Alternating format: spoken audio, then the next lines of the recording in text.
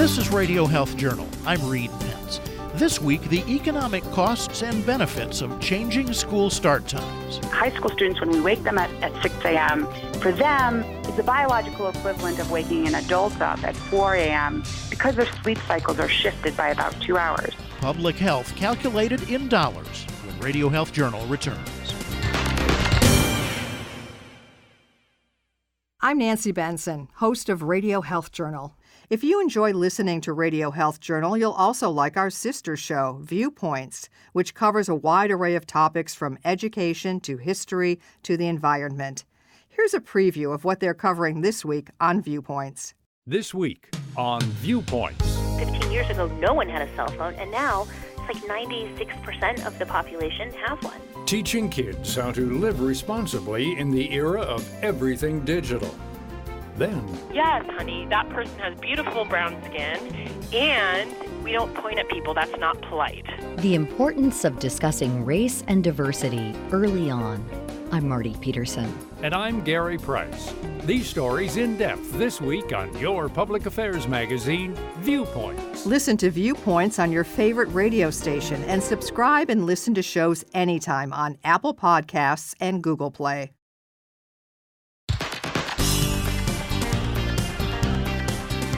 For the parents of teenagers and for teenagers themselves, the daily struggle is about to start again. Back to school. At most high schools in the United States, the first class starts around 8 a.m. Some schools start as early as 7, leaving students stumbling through their mornings, groggy from a lack of sleep. We all know teenagers stay up late, but by now you've probably heard that it's not just by choice.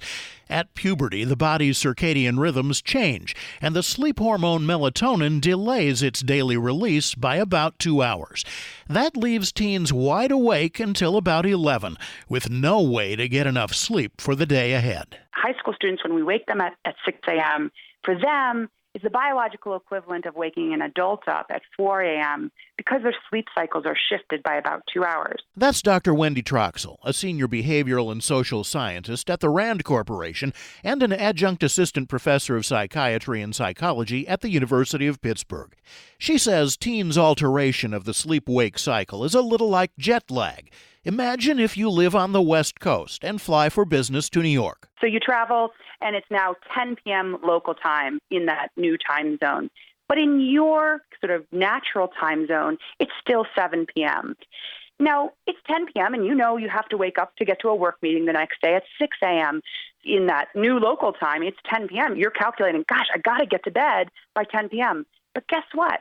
You can force yourself to bed, just like we can force our teenagers into bed, but it doesn't mean you're going to sleep because biologically, your body's just not ready. And that's what we're asking teenagers to do. It turns out that they're getting the bulk of their REM sleep, for example, between 5 and 8 in the morning in most of the United States. And these are the hours we're waking them up and sending them to school. That's Dr. Tara Zaporin-Snyder, Executive Director and co-founder of Start School Later, an organization that seeks to ensure that school start times mesh with kids' biology. She's well aware that in spite of the biology, many people blame kids themselves and their smartphones for getting to bed too late to be awake at school the next day. It is true that if a kid is up on the phone, they're not going to get enough sleep no matter what time school starts. But if school is starting at 7 in the morning and your bus comes at 5, it really doesn't matter what time you go to bed. Even those teenagers who aren't having any phone conversation or do actually get into bed at 9 p.m. cannot possibly get healthy sleep if they have to wake up at 5 or 6 for school. So, what I like to say is that it is true that delaying school start times is no guarantee that most adolescents are going to get healthy sleep. But not delaying school start times will guarantee that most of them won't. Troxel says only about 20% of high schools nationwide start classes at 8:30 or later, in spite of decades of research showing how it works. There are really multiple profound benefits of later start times for adolescents. Academic performance, their graduation rates, their ability to show up on time and ready for school, and also their mental and physical health. And there is evidence that not only do later start times improve standardized test scores, but they do so particularly among the lowest performing students. But this is really the culmination of about 30 years of research that clearly shows that later start times have benefits for teens' public health and academic functioning. The science really is crystal clear.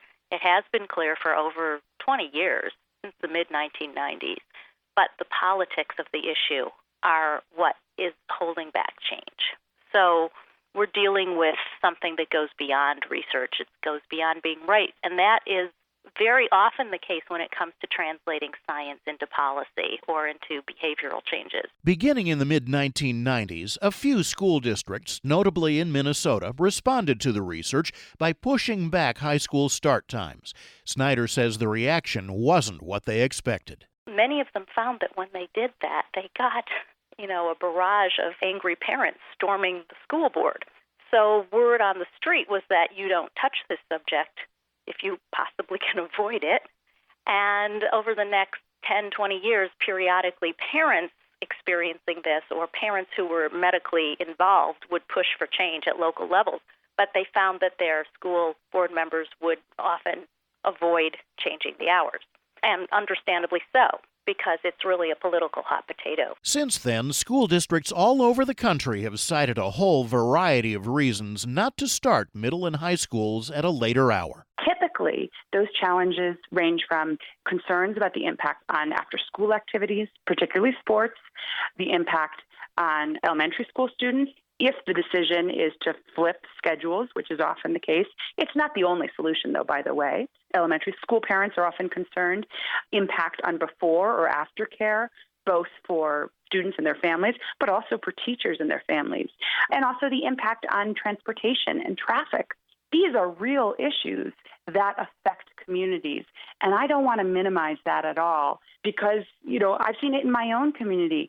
These are legitimate concerns. However, the biggest reason schools cite for saying no to starting school later is cost. Most of these costs come from increased costs related to transportation or busing of students, particularly if school districts shift from a 3-tier bus system to a 2-tier. So 3-tier being typically the way it goes is high school goes first, followed by middle school, and then elementary school going last.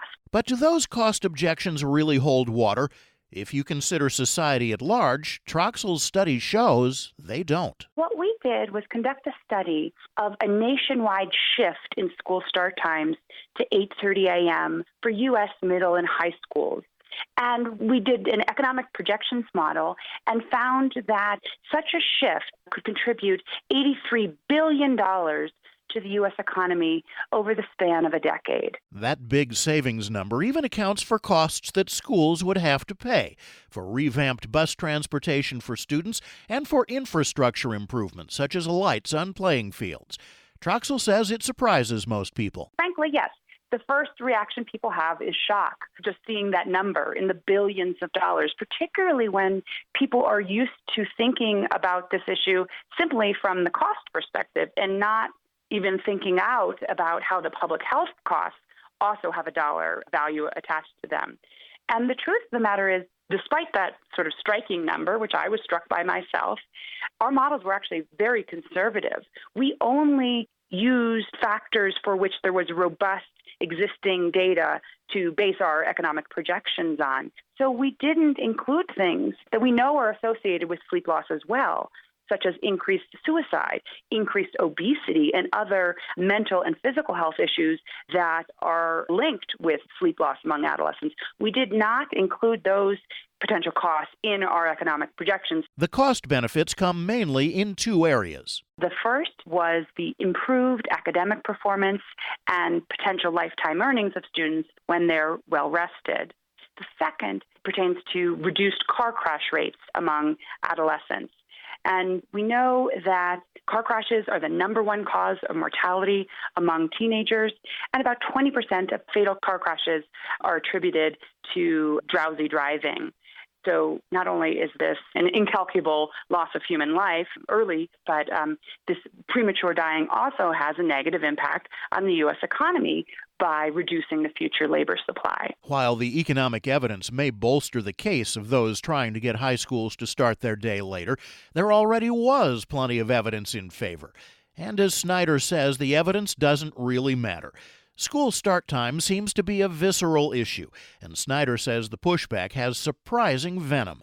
Many parents refuse to believe how early school start hours can hurt their kids. This isn't just that the kids feel bad. It's destroying them. It's setting them up for a lifetime of obesity and diabetes. It's predisposing them to substance abuse. It's increasing the risk of car accidents. It's reducing their chances of maximizing their academic potential. You say things like that, and the parent isn't going to say, oh, my goodness, I better change. They say, oh, give me a break. Obviously my kid is fine and I'm a good mom. The prevailing idea seems to be that kids would be just fine if they'd get themselves to bed earlier. Troxel says you hear critics derisively call high school kids who need to sleep in snowflakes. There is this idea that we're coddling our children. And, I think that this reflects a couple different things. First, it's a general societal lack of awareness of the importance of sleep. And we have this tendency to think of sleep as being for sissies. And we see this in adults, too. We have a population of sleep-deprived adults, and we're facing the consequences there, too. But particularly in adolescents, this idea that we're coddling them, I think, is just a fundamental lack of knowledge that their sleep-wake biology is different. And it's specific to this adolescent period. It's not that we're making them ill-prepared for their future. I mean, I hear very frequently, why should we, let students sleep in? They won't be ready for the real world. But honestly, if you had a 2-year-old, that 2-year-old likely needs to nap in the afternoon. We don't say to the parent of a 2-year-old, don't let Johnny nap or he won't be ready for kindergarten. Sleep itself is a hugely emotionally laden topic for people. We are very emotionally volatile about the topic in this country in particular, where we associate sleep with weakness and lack of sleep with dedication to your job. You pull an all-nighter, you're dedicated to your studies or your work. If you sleep, you're morally weak, you're physically weak. So that's part of the reaction, because this really does have to do with sleep. And from a practical level, starting school later means asking a whole town to change its everyday rhythms. Community life revolves around these hours. And therefore, when you suggest changing school hours in any direction, later, earlier, whatever, the community worries quite understandably that their lives are going to change. I mean, when you think about it, anyone who's raised kids knows that you jump through hoops to make these school schedules work. When you suggest you're going to change them, they get upset. And that's understandable. They worry that whatever arrangement they have is going to fall through. They have a job that works perfectly with their drop-off. They have a daycare arrangement that is suddenly not going to work when school gets out later because it starts later. The kids work after school at 2:30 because they're getting out of school at 2. And if school gets out at 2:30, what happens to that job? They worry about things like that. However, the majority of schools that have made the switch say they'd do it again. Kids show up more often and are more ready to learn when they do.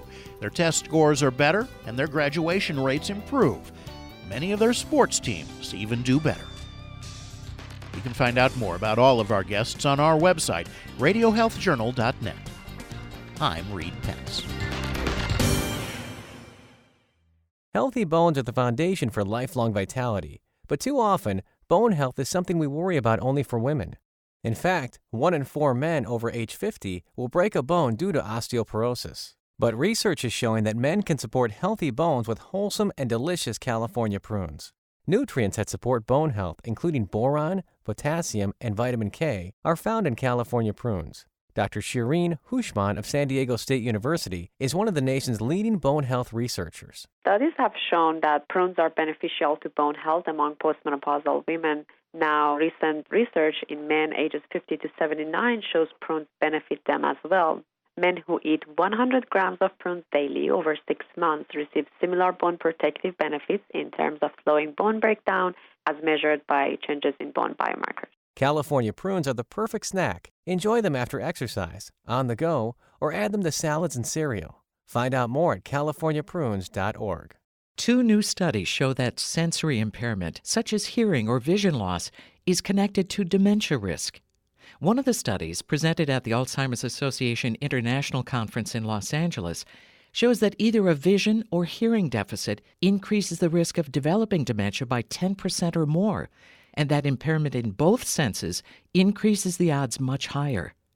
Dr. Keith Fargo is Director of Scientific Programs and Outreach at the Alzheimer's Association. Through these new research findings, we are beginning to learn that sensory impairments may also be associated with increased risk of dementia, especially when there are several of them at the same time.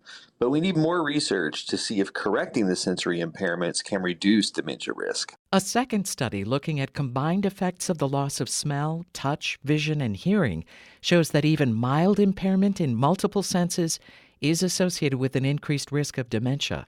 Find out more at alz.org.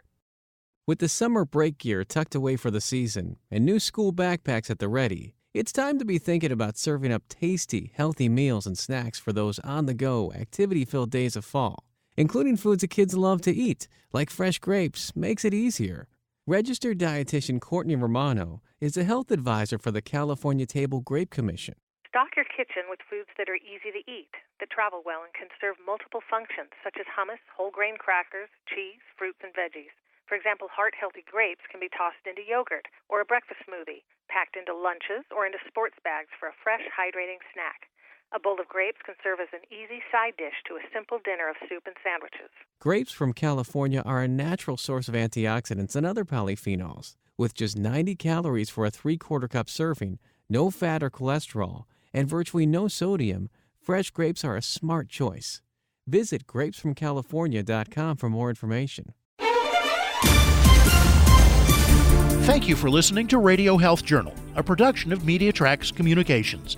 If you enjoyed this broadcast, please support our show by subscribing, sharing it with a friend, and leaving a review on Apple Podcasts.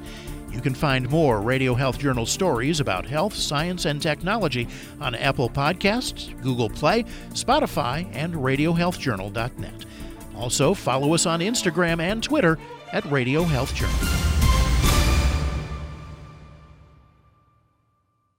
Coming up next week on Radio Health Journal. I felt like a zombie. For 8 years, I stayed on antidepressants, hoping that one of them would help.